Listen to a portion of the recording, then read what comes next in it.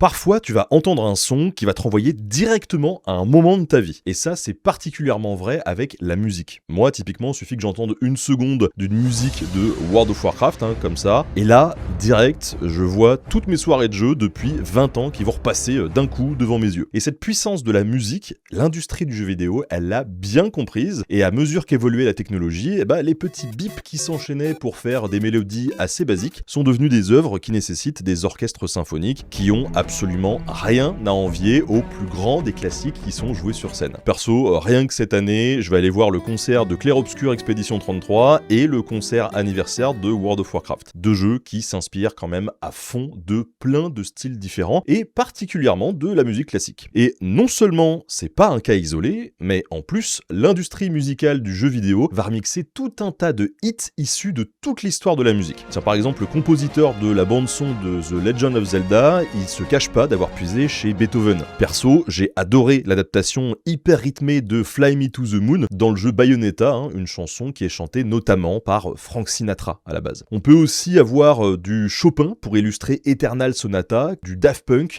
dans NBA 2K13 ou Wipeout 2097. On a aussi tout un tas de classiques qui sont intégrés directement dans les jeux sans être réinterprétés. Dans la saga BioShock, par exemple, on va avoir tous les hits du jazz et du blues des années 20 à 50 qui sont diffusés sur des vieux gramophones.